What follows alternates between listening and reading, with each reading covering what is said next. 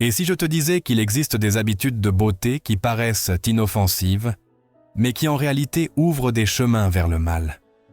Nous vivons une époque où des foules entières livrent leur identité, leur pureté, et jusqu'au plus profond de leur être en échange d'acceptation, d'approbation et d'une beauté qui s'évanouit rapidement.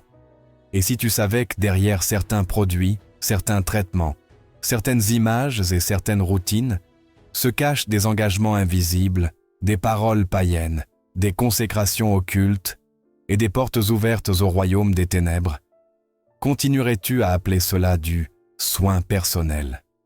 Ce message ne critique pas ton apparence. C'est un avertissement venu du ciel, une voix qui t'appelle avec urgence.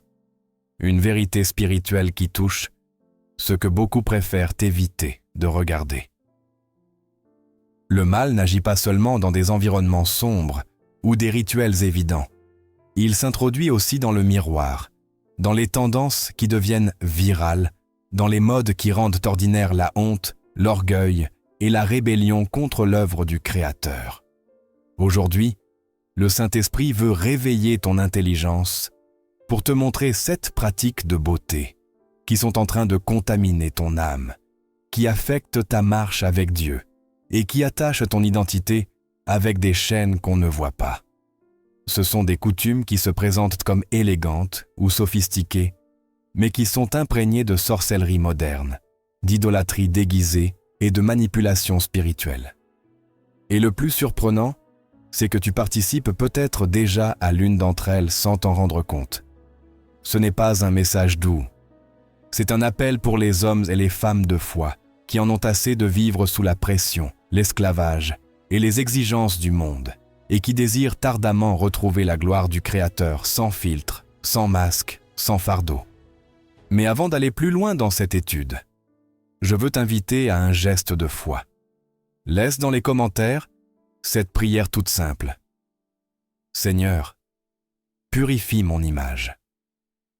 Écris-le comme un acte de reddition, comme une demande sincère, comme un signe que tu désires voir ce qui est caché et permettre à Dieu de restaurer ton identité de l'intérieur.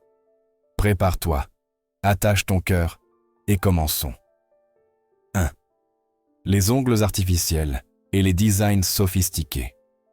Il fut un temps où les parures du corps étaient de simples expressions culturelles. Mais au fil des années, l'ennemi a appris à envelopper des chaînes spirituelles dans une apparence de beauté. Aujourd'hui, les ongles artificiels, les motifs tape à l'œil et les couleurs excessives ne sont plus seulement une mode. Pour beaucoup, ils sont devenus une nécessité émotionnelle, une sorte de refuge pour l'identité et, dans certains cas, une addiction qui opère dans le domaine spirituel. Ce qui semble inoffensif au premier regard peut être une stratégie soigneusement planifiée par le royaume des ténèbres pour nourrir l'orgueil, la comparaison et la dépendance à une image extérieure. Dans l'Ancien Testament, le prophète Ésaïe a dénoncé la vanité des filles de Sion, décrivant en détail les parures et les décorations qu'elles utilisaient pour attirer l'attention et exalter leur ego. En Ésaïe 3, 16, 24, il est raconté comment Dieu s'est dressé contre les filles altières de Sion, qui marchèrent le cou raide et le regard provoquant, couvertes de bagues, de parfums et de vêtements luxueux. Pourquoi une confrontation si directe? Parce qu'elles avaient placé leur confiance dans leur apparence et non dans la sainteté. Cet avertissement résonne encore aujourd'hui, surtout quand nous voyons tant de filles de Dieu se sentir vides, insécures ou insuffisantes si elles ne portent pas des ongles parfaits, longs, sculptés ou décorés avec un luxe de détails. Quand l'apparence commence à dicter ton humeur, ta sécurité, ta sérénité et même ton identité, tu n'es plus face à une simple décision esthétique. Tu te tiens devant un autel, un lieu où chaque rendez-vous au salon, chaque motif et chaque retouche peut se transformer en une nouvelle offrande au Dieu de la vanité. Et le plus inquiétant, c'est que beaucoup de ces lieux portent une charge spirituelle qui passe inaperçue. Il est fréquent de voir des cristaux dits énergétiques près des caisses, de la musique de méditation qui n'invite pas le Saint-Esprit mais des forces impersonnelles, et de l'encens utilisé pour purifier l'espace selon des pratiques étrangères, à la foi chrétienne. Rien de tout cela n'est innocent. Tout dessein spirituel qui n'a pas Christ au centre ouvre des portes invisibles qui blessent l'âme. Le Seigneur nous a enseigné que ce qui souille l'être humain n'est pas ce qui entre par la bouche, mais ce qui sort du cœur. Il a aussi dit que les pharisiens paraissaient beaux à l'extérieur, mais qu'à l'intérieur, ils étaient main pleins de corruption. C'est ainsi que vit celui qui reste esclave d'une image impeccable, tout en négligeant l'intérieur et en s'éloignant de Dieu. Quand une personne ne peut plus prier librement, parce que ses ongles la distraient, quand elle a peur de laver la vaisselle ou de toucher un instrument de peur d'abîmer le motif, quand elle se sent incomplète si elle n'a pas la couleur à la mode, alors quelque chose de plus profond a commencé à gouverner son âme.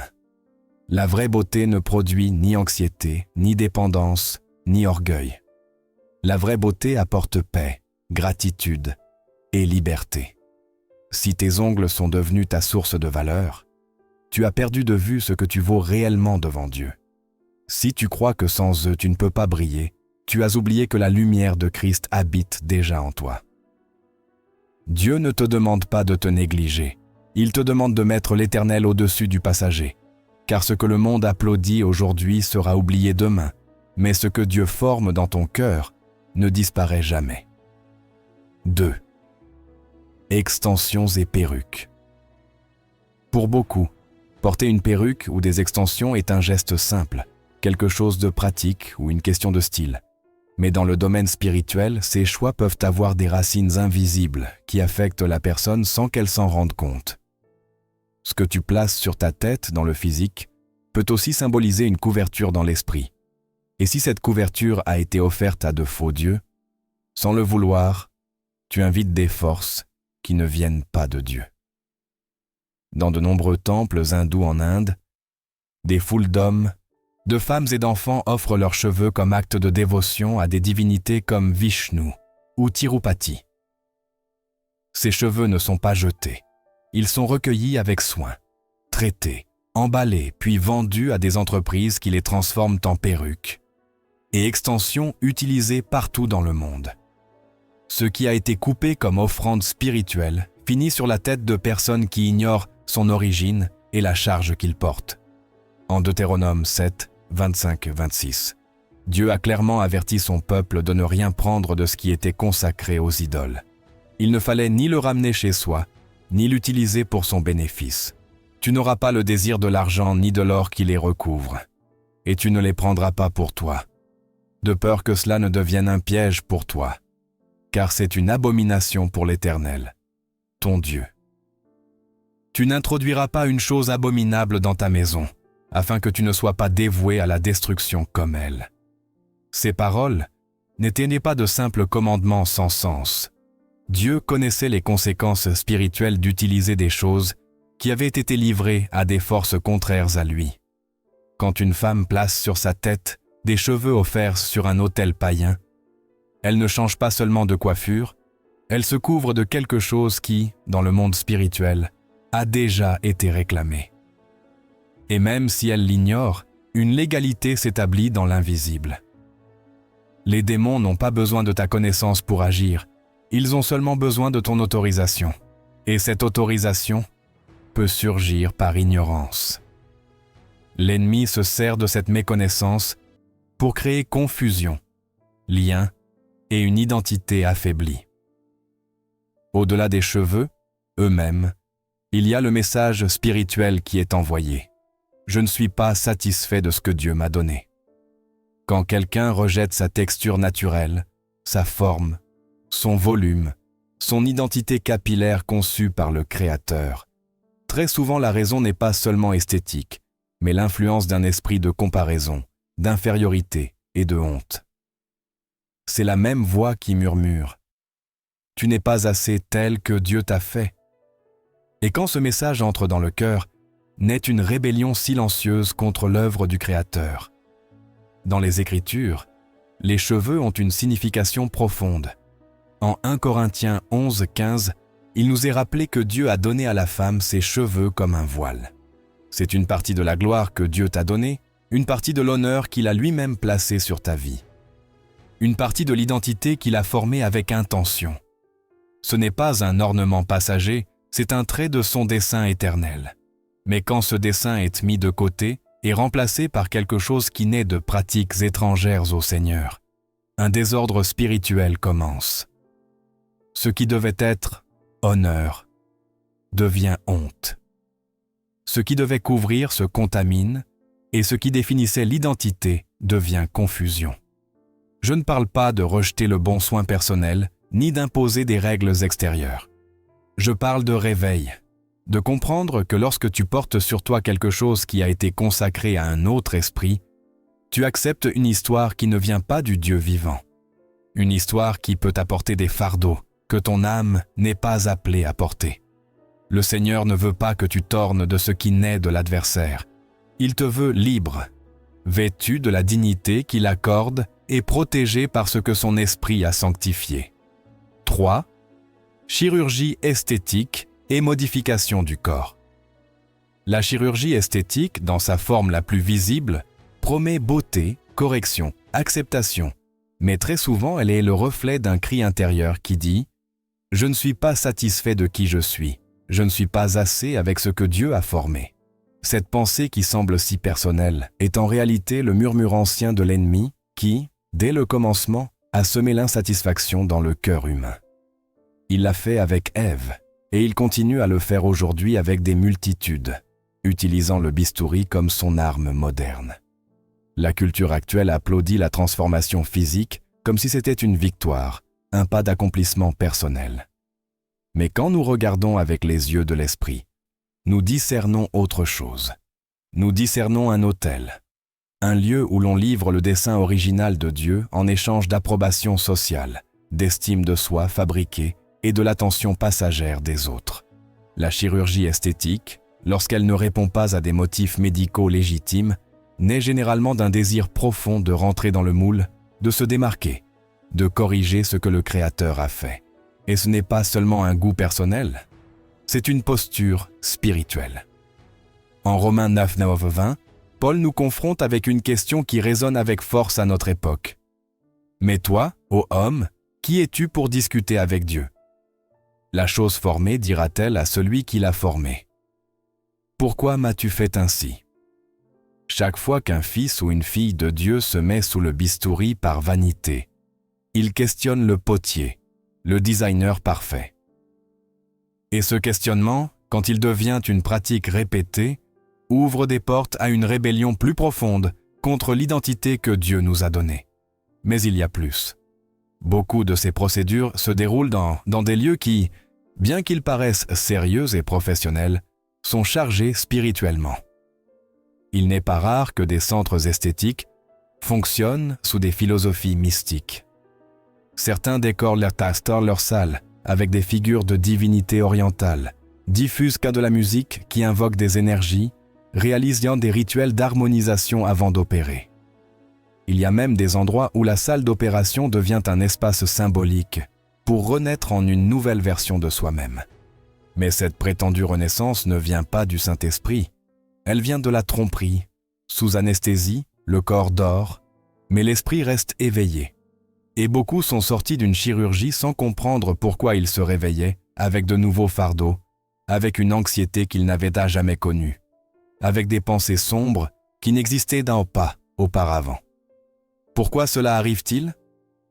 Parce que pendant que leur corps était modifié, des pactes invisibles étaient aussi établis. Pactes de vanité, d'idolâtrie du corps, de soumission à l'esprit de perfection. Tout se passe sur un plan que les yeux ne voient pas, alors que dans le visible, ce n'est qu'une intervention de plus. La transformation physique, quand elle devient obsession, se transforme en sacrifice. On livre argent, temps, douleur et parfois même la vie. Tout cela pour répondre aux attentes d'un système qui n'est jamais satisfait. Et quand ce sacrifice devient continu, on ne parle plus d'esthétique, mais d'une forme moderne d'idolâtrie. Le corps cesse d'être le temple du Saint-Esprit et devient un autel élevé pour obtenir l'approbation des gens. L'adversaire jubile chaque fois que quelqu'un commence à mépriser l'œuvre que le Seigneur a réalisée en lui. Parce que quand une personne en arrive à détester l'image qu'elle voit dans le miroir, plus besoin de chaînes visibles. Elle s'enferme elle-même dans la prison de l'insatisfaction. C'est pourquoi, aujourd'hui plus que jamais, nous devons lever une parole ferme qui rappelle que tu n'as pas été créé par erreur. Tu n'as pas besoin d'un bistouri pour avoir de la valeur. Tu n'as pas besoin d'anesthésie pour renaître. Ce dont tu as besoin, c'est de la vérité de Dieu. Une vérité qui guérit, restaure et déclare ta dignité sans te demander de modifier ce qu'il a formé avec intention. 4. Blanchiment de la peau. Parmi les formes les plus subtiles, mais profondément destructrices d'oppression spirituelle, il y a le désir de changer la couleur de sa peau. Ce que beaucoup appellent choix esthétique ou amélioration personnelle révèle en réalité une blessure plus profonde, une blessure qui naît du rejet du dessein de Dieu. Le blanchiment n'est pas seulement un procédé cosmétique. Dans de nombreux cas, c'est le cri silencieux d'un cœur qui a honte de ce qu'il est. Un cœur qui a cru le mensonge selon lequel certains tons de peau sont plus acceptés, plus précieux ou plus dignes d'amour que d'autres. Dans le Cantique des Cantiques, chapitre 1, l'épouse déclare « Je suis noire, mais je suis belle, fille de Jérusalem. » Cette parole renferme une vérité éternelle. Il n'a jamais existé de contradiction entre la couleur de la peau et la beauté. Chaque teinte a été créée par Dieu avec un but. Chaque pigment, chaque nuance fait partie d'un dessein sacré. Il n'y a pas d'erreur dans la main qui nous a formés. Pourtant, l'ennemi a semé la honte et la division à travers de nombreuses générations, en se basant sur la couleur. Il l'a fait par le racisme, l'esclavage et des systèmes qui exalternent certains traits tout en méprisant d'autres. Et maintenant, il opère aussi par le biais de la cosmétique. Beaucoup de crèmes éclaircissantes, d'injections, de peelings chimiques et de traitements rajeunissants sont fabriqués dans des laboratoires qui ne manipulent non pas seulement des composés physiques, mais aussi des idées qui confondent et déforment l'identité.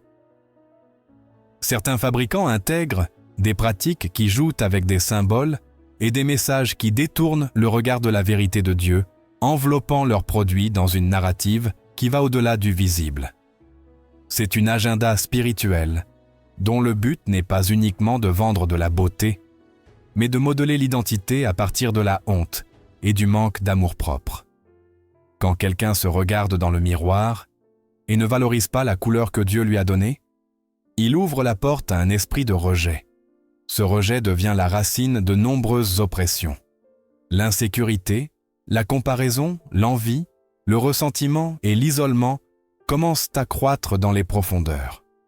En Ésaïe 45, 9, l'Écriture demande « Le pot dira-t-il à celui qui l'a façonné, « Que fais-tu » Chaque tentative d'effacer ce que Dieu a dessiné est une façon de contester le Créateur. Et ce rejet ne reste pas à la surface, il traverse l'âme. Ceux qui éclaircissent, enamissent leur peau, finissent pas souvent par vivre divisés. De l'extérieur, ils sourient, ils ont l'impression d'avancer, mais à l'intérieur, ils se sentent brisés, éloignés d'eux-mêmes et du Seigneur.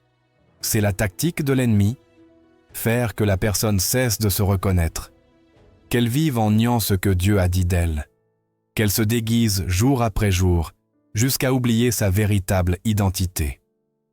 Quand le peuple d'Israël sortit d'Égypte, l'un de ses plus grands défis ne fut pas de fuir physiquement l'esclavage, mais de permettre à Dieu de sortir l'esclavage de leur cœur. Ils continuaient à penser comme des captifs, doutant de leur valeur. Aujourd'hui, c'est la même chose. Beaucoup ont quitté des environnements qui les méprisaient, pour leur couleur, mais ils portent encore à l'intérieur la voix qui répète « Tu n'es pas assez ». Le blanchiment de peau devient alors un acte de guerre spirituelle. C'est une tentative de l'ennemi d'effacer la signature divine sur ton corps. Mais aujourd'hui, ce mensonge peut être confronté car chaque teinte de peau a été tracée par le même doigt qui a placé les étoiles dans le firmament. Il n'existe pas de couleur plus favorisée qu'une autre. Chacune manifeste la grâce variée de Dieu. Et quand tu apprends à regarder ton reflet avec reconnaissance, tu fais un pas immense vers la vraie liberté. L'amour de soi commence en reconnaissant que tu as été formé exactement comme le Seigneur le voulait. 5. Tatouage et piercing. Ce que beaucoup considèrent comme de l'art, de l'identité personnelle ou simplement de la beauté peut devenir, dans le domaine spirituel, une porte ouverte à des influences qui ne viennent pas du Seigneur. Les tatouages et les piercings ont accompagné l'humanité depuis les temps anciens, non comme de simples ornements, mais comme des pratiques profondément spirituelles. Dans des cultures satins reculées, marquer la peau était une façon de sceller des alliances, de vénérer de faux dieux, d'invoquer des forces spirituelles ou de montrer l'appartenance à une divinité. Ces marques n'étaient non pas innocentes, et bien qu'elles paraissent modernes aujourd'hui, l'esprit qui les a inspirées reste présent dans beaucoup de cas. L'Écriture parle clairement. En Lévitique 19-28, nous recevons une instruction directe. « Vous ne ferez point d'incision dans votre chair pour un mort, et vous ne ferez point de marque sur vous. Je suis l'Éternel. » Cet avertissement n'a pas été donné à cause d'une coutume de l'époque, mais comme protection spirituelle, car le corps que Dieu nous a donné est le temple du Saint-Esprit. Le graver de symboles et de douleurs sans discernement, c'est le traiter comme quelque chose de commun. Les tatouages, même quand ils se présentent comme mode ou identité, conservent des éléments qui proviennent de rites anciens, nécessitent du sang, de la douleur physique, et incluant très souvent des symboles ayant des significations spirituelles profondes.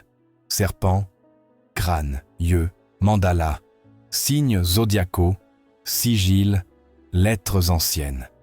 Beaucoup de ces dessins sont étroitement liés à des religions païennes, à des pratiques occultes ou à des cultes dédiés à des forces du mal. Même si la personne ignore l'histoire de ce qu'elle porte sur sa peau, le monde spirituel, lui, connaît sa signification. Et l'ennemi n'a pas besoin de ta compréhension pour chercher accès, il a seulement besoin de ton consentement. Et ce consentement peut être donné par une aiguille. Les piercings ont aussi un arrière-plan spirituel. Dans diverses cultures, ils faisaient partie de cérémonies d'initiation, de consécration, d'esclavage ou d'adoration. Celui qui se perçait le faisait pour montrer quel Dieu réclamait sa vie ou quel pacte avait été établi. Aujourd'hui, beaucoup le font pour l'esthétique ou la rébellion. Mais les éléments restent les mêmes. Sang, aiguilles, douleur et parfois un environnement chargé de ritualisation.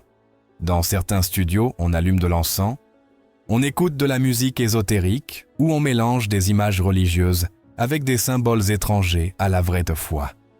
Il y a une atmosphère spirituellement tendue et l'inquiétude ne s'arrête pas à la surface. Beaucoup de croyants qui se sont fait tatouer avant de suivre Christ partagent des témoignages similaires. Après avoir marqué leur peau, ils ont commencé à vivre de l'oppression spirituelle, des rêves troublés, des pensées de mort, des changements soudains d'humeur. Pourquoi cela arrive-t-il? Parce que chaque goutte de sang peut devenir une signature dans le domaine invisible, un pacte silencieux, une porte d'entrée pour des esprits qui cherchent à occuper une place qui ne leur appartient pas. Et plus dangereux encore, quand quelqu'un se tatoue des versets ou des symboles chrétiens, en croyant ainsi honorer le Seigneur. Mais Dieu n'a jamais demandé que sa parole soit écrite sur la peau. Il a déclaré « Je mettrai mes lois dans leurs pensées, et je les écrirai dans leur cœur. » Hébreux 8:10. Son désir n'était pas de l'encre sur la chair, mais la vérité allumée dans l'âme. Quand nous prenons le saint et le mélangeons avec des pratiques qui ne viennent pas de lui, nous unissons le sacré au profane, et cela finit tôt ou tard par apporter des conséquences. Le corps dont Dieu t'a béni a été fait pour refléter sa gloire, non pour servir de surface à des pactes étrangers. Chaque marque et chaque piercing nécessitent du discernement spirituel, car ce qui ici ressemble à de l'art peut devenir dans l'invisible un lien. Quand l'adversaire pose sa marque sur quelqu'un, il le fait pour apporter confusion, oppression et distorsion de l'identité. Nous ne parlons pas de condamnation, mais de compréhension. Dieu ne veut pas que tu restes marqué par le passé, mais scellé par son esprit. Ce sceau n'est pas visible, mais il transforme pour toujours. 6. Épilation douloureuse et ritualisée. Le sacrifice de la douleur esthétique. À première vue, s'épiler semble un acte banal, voire d'hygiène. Mais en regardant avec des yeux spirituels, beaucoup de méthodes modernes pour retirer le poil, surtout celles qui causent une forte douleur comme la cire chaude, le fil, le laser et d'autres pratiques agressives, révèlent un schéma inquiétant. Douleur offerte sur l'autel de l'apparence. Jusqu'où le corps doit-il souffrir pour se conformer à des standards créés par un système qui ne connaît pas le Seigneur? La culture actuelle exige des corps parfaits, lisses et libres de ce qu'elle considère comme des imperfections. Cette pression a créé une industrie immense basée sur la douleur que les gens acceptent volontairement. Et pendant que le monde applaudit cela comme du soin personnel, le ciel le voit comme de l'esclavage. La raison ? Le corps a été formé par Dieu pour être respecté, non soumis. Et quand nous acceptons de souffrir encore et encore pour plaire aux autres ou nous sentir acceptés, nous ne parlons plus de beauté, mais de sacrifice. Dans les anciennes civilisations païennes, l'un des préparatifs avant le sacrifice consistait à retirer le poil du corps. On le considérait comme une forme de purification, non pas de l'âme, mais du rite. Tant les prêtres que les jeunes filles, consacrées, étaient épilés comme partie du processus d'offrande à des divinités qui ne pouvaient pas sauver. Cela était profondément lié à la livraison du corps comme instrument d'adoration à des puissances ténébreuses qui éloignaient l'être humain du vrai Dieu. Crois-tu que c'est un hasard si aujourd'hui, après tant de siècles, cette même pratique est devenue un standard moderne pour se sentir digne, présentable ou accepté? En Romains 12:1, il nous est rappelé « Je vous exhorte donc, frères, par les compassions de Dieu, à offrir vos corps comme un sacrifice vivant, saint, agréable à Dieu, ce qui est votre culte raisonnable. » Le seul sacrifice que Dieu regarde avec plaisir est celui qui naît de l'amour et d'un cœur consacré à lui, non de la douleur imposée pour satisfaire des attentes humaines. Quand la souffrance physique devient fréquente à cause de l'apparence, il vaut la peine de s'arrêter et de demander « À qui est-ce que j'offre ce sacrifice ? À Dieu ou à une image de perfection que ce monde a fabriquée ?» Beaucoup de personnes, surtout des femmes, sentent qu'elles ne peuvent pas sortir de chez elles si elles ne sont pas impeccablement épilées. Elles se regardent avec dégoût, se sentent impures, étrangères à leur propre corps. Ce n'est pas une nécessité réelle d'hygiène. C'est une bataille spirituelle sur le terrain de l'identité. L'ennemi a murmuré que le corps tel qu'il a été créé n'est pas acceptable, qu'il faut le polir, lisser et modifier au prix de la douleur. Et quand ce murmure devient habitude, la douleur cesse d'être un accident et commence à fonctionner comme un rituel. Il y a celles qui organisent tout leur agenda autour de leur séance d'épilation, qui reportent l'intimité avec celui qu'elles aiment, qui évitent des engagements, qui tombent dans l'anxiété si leur corps ne ressemble pas à ce qu'elles croient qu'il doit être. Ce n'est pas la liberté. C'est une forme moderne d'esclavage. C'est un sacrifice continu élevé devant un idole très présente, l'approbation des gens. Dieu ne nous a jamais demandé de la douleur pour être acceptés. Ce prix a déjà été payé par Christ. Il n'est pas nécessaire d'ajouter plus de souffrance pour nous sentir dignes. Le vrai soin du corps naît d'un cœur guidé par l'esprit, non de la pression qui nous pousse à la torture physique. Il y a une énorme différence entre honorer le corps comme temple du Saint-Esprit et s'obséder pour son apparence pour se sentir valable. L'une honore le Seigneur, l'autre le déplace du centre. Et si la douleur a commencé à faire partie de ta routine esthétique, il est peut-être temps de te demander « À qui est-ce que j'offre ce sacrifice ?» Quand la souffrance devient habitude, il se peut que sans t'en rendre compte, tu sois en train de placer ton adoration sur le mauvais autel. 7. Obsession du maquillage. À première vue, le maquillage semble quelque chose de simple, un touche qui donne vie au visage, une ressource pour mettre en valeur des traits, une aide pour la présentation personnelle. Mais quand le désir de se maquiller se transforme en une nécessité quotidienne, en quelque chose d'indispensable pour se sentir accepté ou digne, nous entrons dans un terrain spirituel délicat, car ce qui a commencé comme un détail extérieur peut finir par devenir une prison de l'âme. La question n'est pas de savoir si le maquillage est péché. Ce qui est vraiment important, c'est ceci. Puis-je me regarder dans le miroir sans lui et continuer à reconnaître l'œuvre de Dieu dans ma vie? Beaucoup de croyants sont tombés dans un piège très subtil. Ils ne nient pas leur foi, ils ne rejettent pas Dieu, mais ils ont permis que leur identité dépende de ce qu'ils voient dans le miroir, de la façon dont les gens les regardent, de la perfection qu'ils peuvent afficher. Et dans cette quête de perfection extérieure, ils finissent par cacher non seulement des imperfections physiques, mais des besoins intérieurs. Chaque couche de fond de teint, chaque ombre, chaque trait peut devenir une barrière émotionnelle, une façon d'éviter de faire face à ce qu'il y a à l'intérieur. En 1 Pierre 3:4, l'apôtre nous encourage à chercher une beauté qui ne dépend pas de l'extérieur, mais celle du cœur doux et paisible, si précieuse aux yeux de Dieu. Ce message n'interdit pas le soin personnel, mais il nous avertit du risque de remplacer l'éternel par le passager. Le maquillage devient un idole quand il définit la valeur de quelqu'un plus que la présence du Seigneur dans sa vie. Il y a des femmes et aussi des hommes qui n'osent pas sortir sans maquiller leur visage. Ils ne primatrent pas, ne vont pas à l'église, n'allument pas une caméra sans avoir d'abord retouché chaque détail. Et voici le grand piège. Si tu ne peux pas te présenter devant Dieu tel qu'il t'a formé, qui est-ce que tu honores vraiment?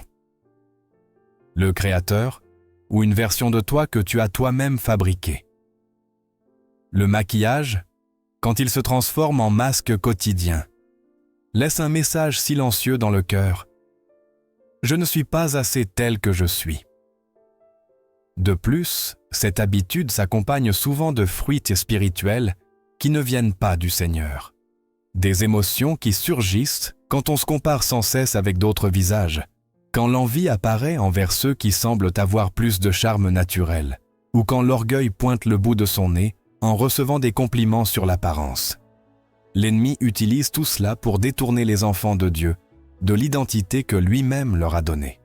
Il te murmure que ton visage a besoin d'ajustements, de filtres, de changements, jusqu'à ce que tu commences à oublier comment tu es réellement. Et pire encore, jusqu'à ce que tu oublies comment le Père Céleste te regarde. Les réseaux sociaux ont multiplié cette distorsion. Visage entièrement retouché, maquillage qui cache la plus de ce qu'il montre, tutoriels qui enseignent à transformer presque entièrement la forme du visage. Ce qui autrefois était considéré comme un léger touche est maintenant devenu une pratique qui cache, et ce qui se cache à l'extérieur finit par se cacher à l'intérieur. L'authenticité s'éteint précisément là où naît l'obsession. Dieu n'a jamais été contre le bon goût ni le soin personnel. Mais il a toujours cherché des cœurs qui l'adorent en esprit et en vérité, pas en couche ni en apparence. Si le maquillage prend plus de temps que la prière, si tes cosmétiques te font te sentir plus forte que la présence du Saint-Esprit, si tu as du mal à te regarder sans peinture parce que tu te sens moins, alors il y a une blessure qui a besoin d'être restaurée par la grâce de Christ. Le visage représente l'identité, et quand nous cessons de le montrer tel qu'il est, nous perdons aussi la liberté de nous présenter sans masque devant Dieu. Il ne s'agit pas d'utiliser ou de ne pas utiliser de maquillage. Il s'agit de te souvenir de qui tu es sans lui et de savoir que cela suffit aux yeux du ciel. Parce que, quand ton visage reflète plus Christ que les standards de ce temps, c'est alors que tu avances vers la vraie beauté, celle qui naît de l'âme et qui resplendit pour toujours. Une question reste en suspens après tout ce que nous avons considéré. Si l'obsession de l'image a réussi à dominer tant d'aspects de notre vie quotidienne, n'est-ce pas que, sans nous en rendre compte, nous avons commencé à lui rendre un culte? Ce qui autrefois était simple soin semble maintenant avoir des rites, des temples, des instructeurs et des disciples. La beauté, pour beaucoup, a cessé d'être un idéal et s'est élevée comme une déesse. Et le plus dangereux, c'est que cette idolâtrie moderne ne crie pas. Elle n'exige pas de sacrifices sur des autels païens, mais elle s'enveloppe dans le quotidien, dans ce qui paraît normal, dans ce qui se pratique sans réfléchir. L'industrie de la beauté a formé un système presque religieux. Elle a des temples, les centres commerciaux, les salons, les pharmacies pleines de produits, les plateformes digitales débordantes de conseils esthétiques. Elle a des doctrines, ces règles rigides qui dictent comment tu dois paraître, combien tu dois peser, ce que tu dois cacher et ce que tu dois mettre en avant. Elle a même ses fausses promesses de salut. Quand tu auras cette peau, quand tu auras sculpté ce corps, quand tu auras acheté ce produit, alors tu seras heureuse, en sécurité, aimée. Mais ces promesses ne s'accomplissent jamais totalement. Elles s'évanouissent comme des mirages. Pourtant, des millions continuent à s'incliner devant cet autel, et elle a des leaders, les influenceuses, femmes et aussi hommes, qui ont atteint la gloire, les ressources et l'autorité simplement en enseignant comment se soumettre au système esthétique. On les regarde comme des références, comme des guides, comme des expertes dans leur domaine. Mais dans le domaine spirituel, beaucoup d'entre elles agissent comme des prêtresses qui officiellent des cérémonies quotidiennes dédiées à la vanité. Elles déterminent ce qui est acceptable, ce qui est tendance, ce qui ne sert plus. Et des milliers, même des croyants, suivent ces paroles avec plus de dévotion que les commandements du Seigneur. Ces rituels modernes ont déplacé des pratiques spirituelles essentielles. Il y a ceux qui investissent des heures chaque matin en maquillage, cheveux, vêtements et accessoires, et ne réservent pas même quelques minutes pour parler avec l'Esprit de Dieu. La Bible reste fermée pendant qu'on consulte le compte de l'influenceuse du moment. La prière est reportée, mais le trait d'eyeliner doit être impeccable. Quel message ton esprit reçoit-il quand toute ton énergie se concentre sur perfectionner l'extérieur, tandis que l'intérieur crie après l'eau vive? Il ne s'agit pas d'arrêter de prendre soin de soi, ni d'ignorer le corps que Dieu t'a donné. Le Seigneur ne rejette pas la beauté, car il l'a créée. Mais il souffre d'être déplacé. Et c'est ce que nous voyons. Beaucoup ne cherchent plus l'approbation du ciel, mais celle des yeux humains. Ils ne désirant plus refléter le visage de Christ, mais celui d'une célébrité. Ils ont abandonné la sainteté pour embrasser l'esthétique. Ils ont échangé la consécration contre l'image de soi. L'idolâtrie ne prend pas toujours la forme d'une statue. Parfois, elle apparaît dans un miroir, et quand chaque jour tu t'inclines devant ton propre reflet, cherchant à te rendre à l'image que tu désires voir, tu fais exactement ce que Dieu nous a avertis de ne pas faire. Tu n'auras pas d'autre Dieu devant ma face. Pense-y avec sincérité. Qu'est-ce qui touche ton cœur plus fort? Passer une journée sans chercher un moment de silence, seul avec le Seigneur, ou passer une journée où ton image ne ressemble pas à ce que tu attendais? Qu'est-ce qui détermine le plus tes émotions? Une parole que Dieu murmure à ton esprit, ou un commentaire qui altère ta perception de toi-même? Où repose ta priorité, ton attention, ta dévotion? Parce que si sans t'en rendre compte, tu as élevé un autel dédié à l'apparence, il est peut-être temps de le renverser et de rebâtir le vrai autel. Celui où Dieu restaure ce qu'aucun miroir ne pourra jamais guérir. Peut-être n'as-tu jamais allumé d'encens devant une statue, ni accompli de rituels étranges sous la lune, ni prononcé de formules devant un autel.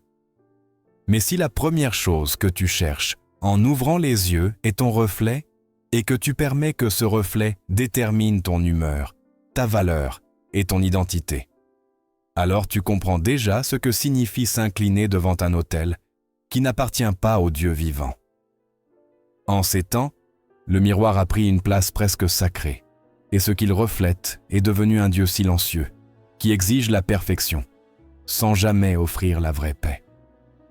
L'image a cessé d'être un simple outil, et s'est transformée en le centre de la vie de beaucoup. L'ennemi connaît ce terrain. Il n'a pas besoin que tu abandonnes ta foi par des paroles ouvertes. Il lui suffit de te convaincre doucement que ta valeur dépend de ce que les autres perçoivent, et non de ce que Dieu a déjà proclamé avec autorité sur ta vie. Et quand cette pensée trouve de la place, elle commence à user de l'intérieur. Des multitudes vivent captives d'une projection. Ce qu'elles montrent sur les réseaux, ce que les autres en pensent, comment elles sortent sur une photo ou dans le miroir définit plus leur estime de soi que les promesses éternelles de la parole. Et comme tout ce qui dépend de l'apparence est instable, leur monde émotionnel l'est aussi. Aujourd'hui, elles se sentent agréables. Demain, elles se considèrent inutiles. Aujourd'hui, elles se voient acceptables. Demain, elles se sentent indignes. Non parce qu'elles ont changé, mais parce que leur identité est attachée à quelque chose qui ne reste jamais le même. Le reflet. Ce n'est pas seulement une affaire superficielle, c'est un champ de bataille spirituel.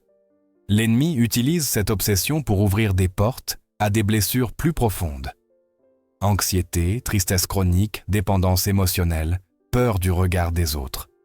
Comment ne pas te sentir épuisé si jour après jour, tu essaies de soutenir une image qui ne reflète pas qui tu es vraiment? Comment ne pas te sentir brisé à l'intérieur si tu maintiens une façade tandis que ton âme crie après vérité et authenticité? L'apôtre Paul l'a exprimé clairement en Romains 12:2. Ne vous conformez pas au siècle présent, mais soyez transformés par le renouvellement de l'intelligence. La culture d'aujourd'hui t'enseigne que tu vaux ce que tu parais. Christ te rappelle que tu vaux parce qu'il t'a racheté. La société t'incite à construire une image.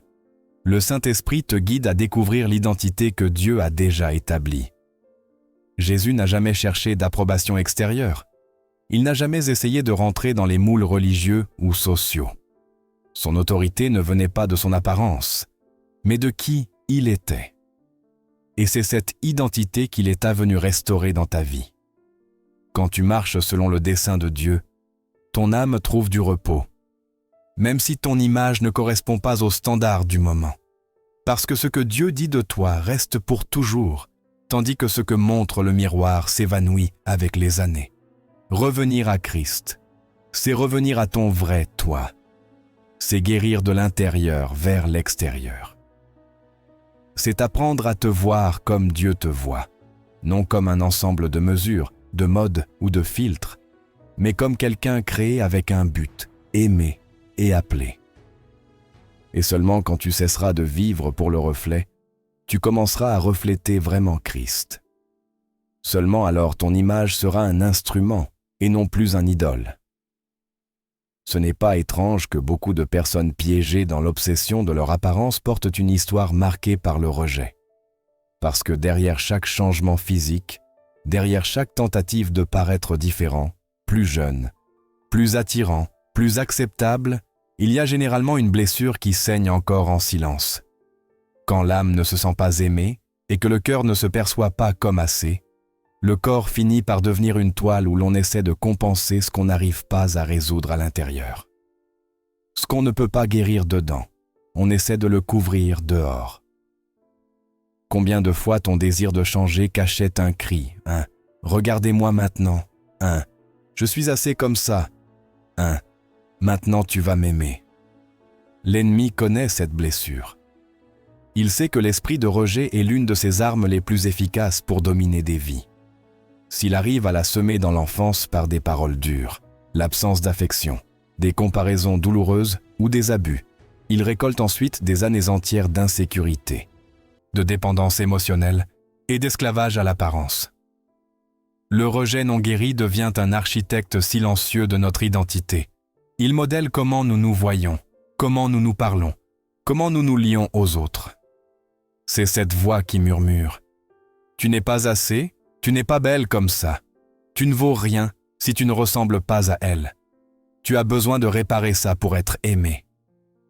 Et beaucoup pensent que cette voix est la leur, alors qu'en réalité c'est l'écho d'un esprit qui a trouvé place à travers une blessure jamais portée aux pieds de Christ. Le problème n'est pas dans la chirurgie, ni dans les vêtements, ni dans le maquillage. Le vrai conflit se cache au plus profond du cœur. Pourquoi désirais-tu changer ton apparence? Pour qui le fais-tu? Quel genre de blessure essaies-tu de faire taire avec chaque nouveau retouche? Il y a des personnes qui ont modifié leur visage tant de fois qu'elles ne reconnaissent plus ce qu'elles voient dans le miroir. mais elles ne reconnaissent pas non plus ce qu'elles ressentent à l'intérieur. Quand le rejet devient la force qui pousse tes décisions, tu ne te sentiras jamais complet.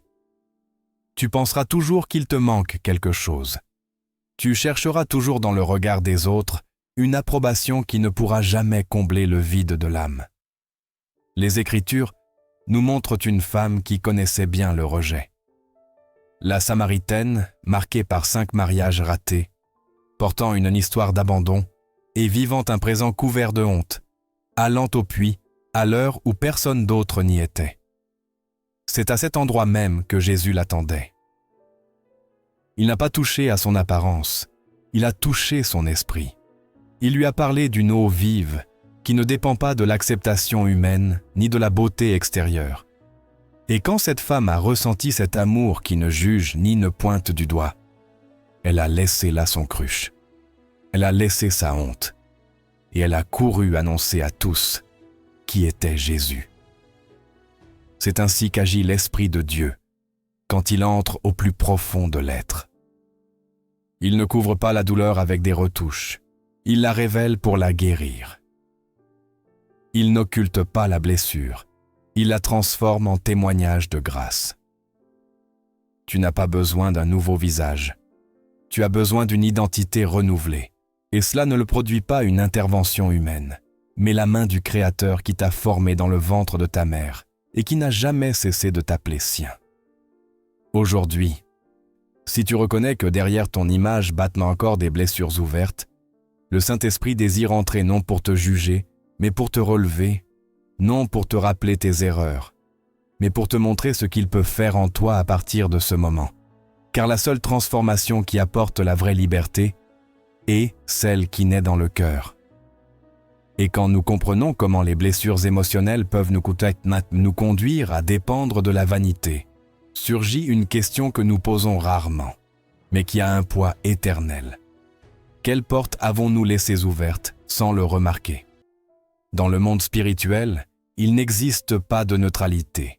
Chaque action, chaque habitude, chaque objet porte une influence. Et l'ennemi qui ne peut pas prendre ce que Dieu ne lui permet pas, attend patiemment que ce soit toi qui lui ouvres une porte à travers des décisions qui semblent inoffensives. Ici entre une réalité que beaucoup de croyants négligent. Dieu nous a donné le libre arbitre, ce qui signifie que nos choix ont autorité. Quand quelqu'un persiste dans des pratiques qui s'opposent à la volonté de Dieu, sans dire un mot, il accorde une permission spirituelle. Il n'est pas nécessaire d'un rite visible, ni d'une confession ouverte. Il suffit de maintenir des habitudes qui contaminent l'âme, et une fois cette porte ouverte, l'ennemi acquiert un terrain légal pour agir. Cela inclut aussi les objets. Oui, les objets, vêtements, cosmétiques, coiffures, bijoux, parfums, même les miroirs. Comment est-ce possible? De façon très simple. Ce qui naît ou est manipulé sous une influence obscure conserve une empreinte spirituelle. Tout ce qui se vend dans un magasin n'est pas forcément libre de cette charge. Il y a des cosmétiques conçus par des marques qui pratiquent l'occultisme, des coiffures aux racines rituelles, des vêtements inspirés de dieux païens ou fabriqués dans des environnements dédiés à des forces contraires à Dieu.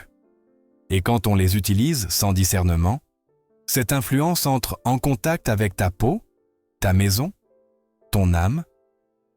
Dans le livre de Josué, quand Achan prit des objets interdits et les cacha dans sa tente, tout le peuple souffrit. Ce ne fut pas seulement sa désobéissance, ce fut la contamination de l'objet qui apporta la défaite. Que portes-tu chez toi? Que mettras-tu sur ta peau, sur ta tête, sur ton corps? Parce que, bien que la société l'appelle mode ou tendance, dans le monde spirituel cela s'appelle une entrée. Même la musique que tu écoutes pendant que tu te prépares, l'ambiance des salons de beauté, le symbole que tu portes en collier, tout peut porter une influence. L'ennemi est rusé et sait que beaucoup de croyants n'adoreraient pas un idole ouvertement, mais qu'ils peuvent l'honorer sans s'en rendre compte, en l'exposant, en montrant son image ou en utilisant des produits associés à lui. Comment le reconnaître? Comment discerner? C'est ici que nous avons plus que jamais besoin du Saint-Esprit. Il ne s'agit pas de peur, mais de réveil, de demander guidance avant d'acheter, avant d'utiliser quelque chose, avant de permettre que quelque chose entre dans ta maison ou touche ton corps. Parce que même si une crème ne semble être qu'une crème, si elle est née dans un environnement spirituellement sombre, elle peut devenir un canal silencieux d'oppression. Une coiffure qui est née dans des rites dédiés à des dieux étrangers peut devenir une voix qui expose ton esprit à des influences qui ne viennent pas du Seigneur. Ce que tu portes, ce que tu consommes, ce que tu choisis, parle un langage que le ciel entend. Et si tu n'es pas en communion avec Dieu, quelqu'un d'autre peut être en train d'essayer de capter ton attention. L'ennemi n'exige pas toujours une adoration ouverte. Il lui suffit souvent que tu baisses la garde. Aujourd'hui est le moment de regarder avec sérieux ton environnement, tes habitudes, tes décisions, car ce qui paraît inoffensif dans le visible peut faire du bruit dans le spirituel. En arrivant à ce point, nous comprenons que ce que le monde appelle beauté n'est pas une affaire superficielle. Ce que beaucoup ne distinguent pas, même au sein du peuple du Seigneur, c'est que derrière le maquillage, les procédures esthétiques, les vêtements et les routines quotidiennes se livre une bataille. Ce n'est pas une bataille pour ton apparence, c'est une bataille pour ton dessein, pour ta pureté, pour ton appel divin. L'ennemi ne se préoccupe pas seulement de comment tu parais. Il est inquiet de ce que tu pourrais devenir si tu voyais ta vie comme Dieu la voit. Sa stratégie est ancienne, distraire par l'extérieur, pour arracher ce que Dieu a placé à l'intérieur. Plus tu t'occupes de ton aspect, moins tu donnes d'espace à ton esprit. Plus tu t'efforces de rentrer dans le moule, moins tu cherches à te consacrer. Et plus tu désires être accepté par les hommes, plus tu t'éloignes de la proximité avec Dieu. C'est le piège. Ce qui semble seulement de l'intérêt pour le soin personnel est souvent une tentative bien calculée de l'ennemi pour freiner ta croissance spirituelle. Savais-tu que beaucoup des femmes les plus influentes de la Bible l'ont été parce qu'elles ont brisé les schémas de leur époque? Esther, avant d'arriver au trône, a passé par un processus de préparation physique, mais sa vraie force ne venait pas des huiles ni des parfums, mais de son discernement et de son courage pour intercéder pour son peuple. Sa beauté a ouvert le chemin, mais c'est son esprit livré à Dieu qui a transformé l'histoire. L'ennemi craint ceux qui savent qui ils sont en Christ. Ils ne se plient pas aux insécurités. Ils ne troquent pas leur âme contre des applaudissements. Ils ne se soumettent pas aux modes ni aux critères humains.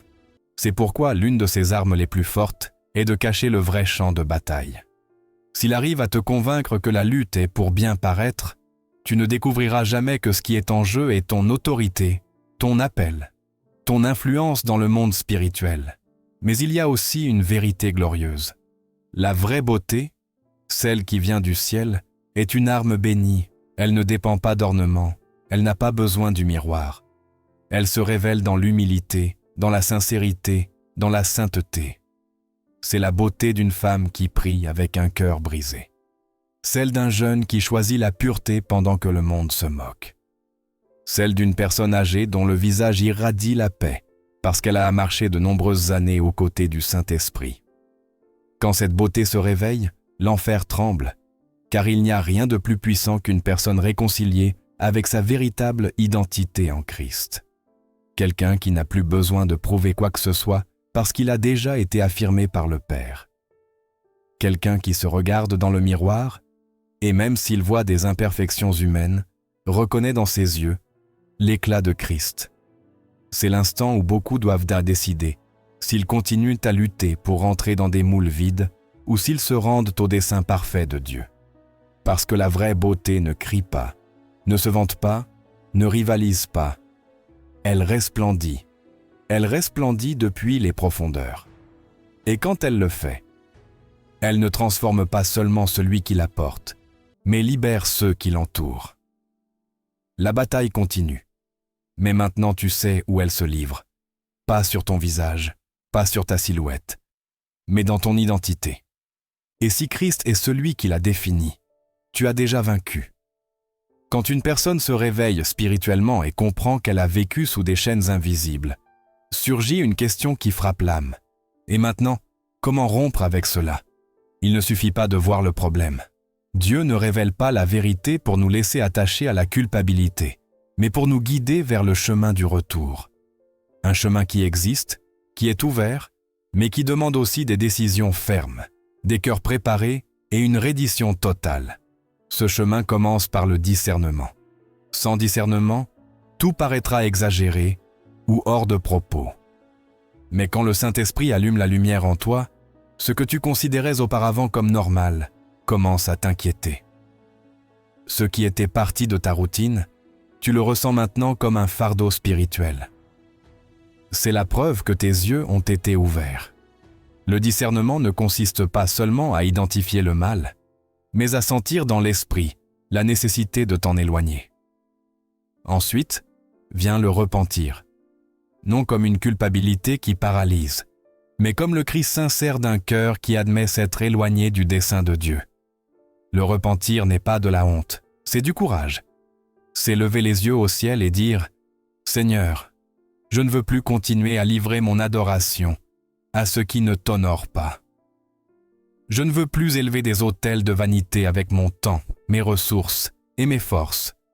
Je veux revenir à toi. » Après le repentir vient la renonciation. Et c'est ici que beaucoup s'arrêtent, car renoncer implique d'agir. Peut-être devras-tu cesser de suivre certaines voies, abandonner des pratiques qui te donnaient une satisfaction, te débarrasser d'objets que tu savais nuire à ta vie spirituelle.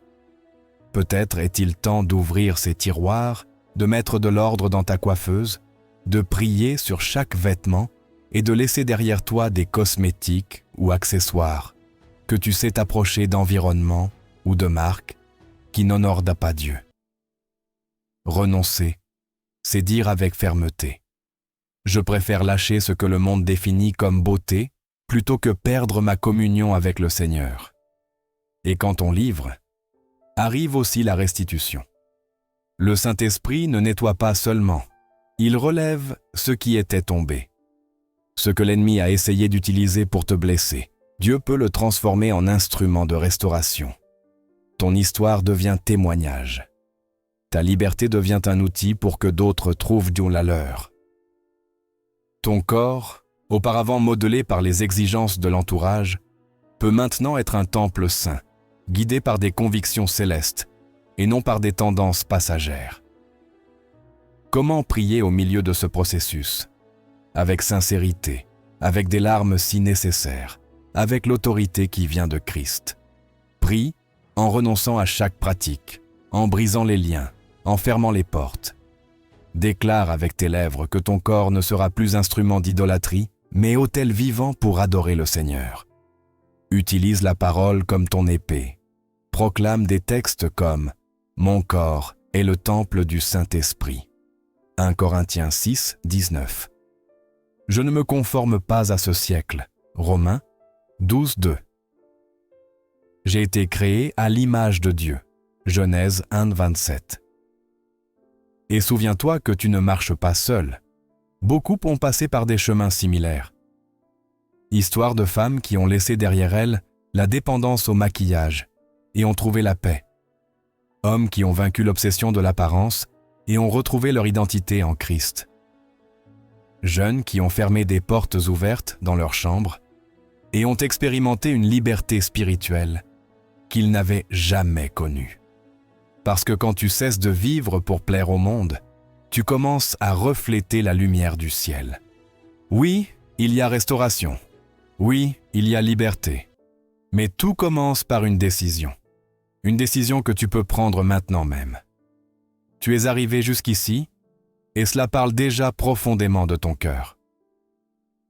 À une époque où beaucoup ne supportent pas plus de quelques minutes de vérité, toi tu as choisi de rester. Cela te rend différent, quelqu'un que le ciel regarde avec attention, car très peu osent regarder le miroir de l'âme sans maquillage, sans filtre, sans masque. Très peu osent écouter le murmure du Saint-Esprit quand la chair veut l'éteindre. C'est pourquoi, si tu es ici, Ce n'est pas un hasard. C'est un signe que Dieu t'appelle à un pas plus profond. Aujourd'hui, tu as parcouru un chemin que beaucoup ignorent, même qu'il existe.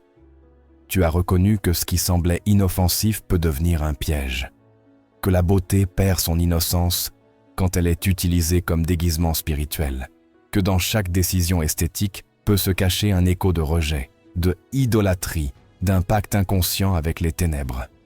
Tu as vu que les ongles, le maquillage, les chirurgies, les tatouages, les perruques et même les produits de beauté peuvent porter une influence qui ne vient pas du ciel, mais de quelque chose de beaucoup plus sombre. Mais tu as aussi compris que Dieu ne te montre pas ces choses pour te faire honte, mais pour te relever, qu'il ne révèle pas la vérité pour te condamner, mais pour te libérer, que chaque pas vers la sainteté est aussi un pas vers ton dessein. Tu as découvert que tu ne luttes pas seul, qu'il y a des milliers qui affrontent une culture qui a fait de l'image un autel, et que bien que petite, ta décision de renoncer à certaines choses est en train de bouger le monde spirituel en ta faveur. Maintenant, je ne te demande qu'une seule chose. Commente cette phrase comme signe que tu es arrivé jusqu'à la fin, et comme témoignage de ce que Dieu a commencé à faire dans ta vie. Christ est mon reflet. Écris-le en bas pour que je connaisse les noms de ces courageux qui restent jusqu'à la dernière minute. Ceux qui permettent au Saint-Esprit de transformer non seulement leur apparence, mais leur identité éternelle. Et écoute bien, ce message ne doit pas rester seulement avec toi. Ce que l'ennemi craint le plus, c'est que cette vérité se multiplie. Chaque fois que tu partages ce contenu, tu brises des chaînes dans des foyers que tu ne visiteras jamais. Tu allumes la lumière dans des cœurs qui ont vécu des années dans l'ombre. Ne le vois pas comme un simple partage. Vois-le comme un acte de bataille spirituelle. T'abonner à cette chaîne, ce n'est pas soutenir un créateur, c'est lever une torche au milieu du désert. Ici, on n'offre pas de distraction, ici on annonce le feu de l'Évangile. Si tu ne t'es pas encore abonné, demande-toi pourquoi. Peut-être as-tu peur de t'engager. Peut-être n'as-tu pas encore compris que tu as besoin d'une voix ferme, au milieu du bruit du monde.